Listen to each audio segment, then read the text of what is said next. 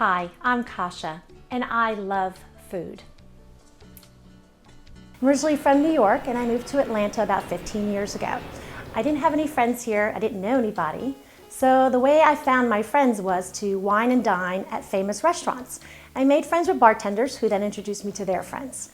And today, I'm blessed with a lot of friends and amazing recipes I'd love to share with you. On tonight's menu, we'll be cooking a shell pasta with mascarpone and goat cheese, accompanied by fresh shelled walnuts, broccoli, spinach, and sun-dried tomatoes.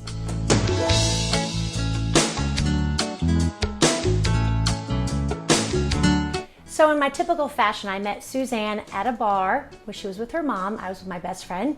We met over amazing Italian food, hot men, and fabulous drinks.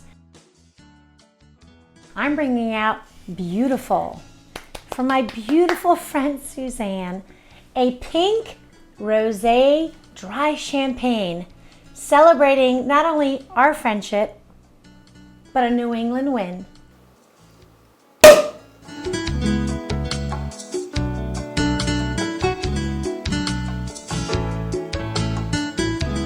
Tonight's ingredients will include our star pasta, which is a white fiber instead of a whole wheat pasta shell, our sun-dried tomatoes, goat cheese, mascarpone, shelled walnuts, some lemon, olive oil, and spinach and broccoli. If you have a sweet and sassy friend like my friend Suzanne, you might want to add some sun-dried tomatoes for the sweetness and anchovy paste as a secret ingredient for salt. So with any type of dry pasta, you want to bring a salty water to a hard boil. So once it hits a hard boil, the water itself, add the pasta, let it all regroup and regain a boil, and then set it down to a simmer and set the timer to about 8 to 9 minutes for a whole wheat pasta, 7 to a white pasta. That'll keep it al dente to a point where it still has texture and a bite, but it's not a mush. Bottom line is this: when it comes to fruition and it's gotten to its time, drain your pasta, keep it on a side burner in a drainer, and let it sit and simmer in its own heat. But also reserve 1 cup of the starchy water before you dismiss it. You want that for your sauce.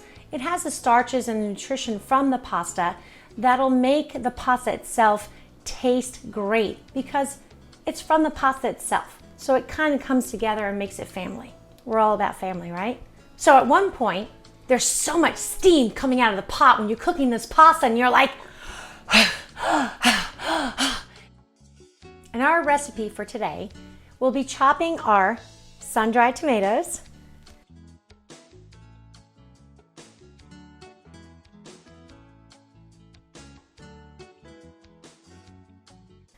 broccoli,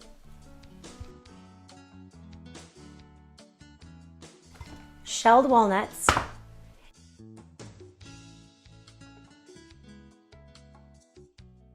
and then pasting together our anchovy paste and a little bit of garlic.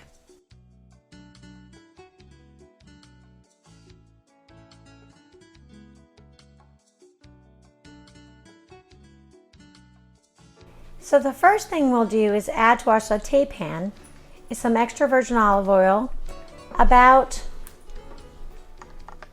1/4 cup. Cover the base of the pan.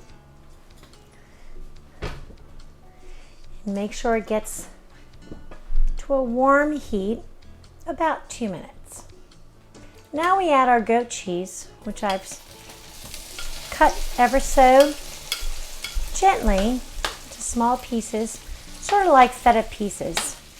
And that'll break down until it becomes a gooey sauce. You see it breaking down so quickly already.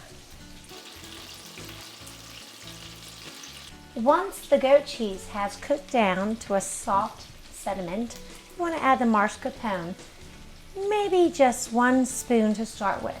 You can always add more, depending on your audience and how luscious they love their pasta. I know my girls, we like it silky and velvety. We're going to add some of our sun-dried tomatoes, just a little bit to start with.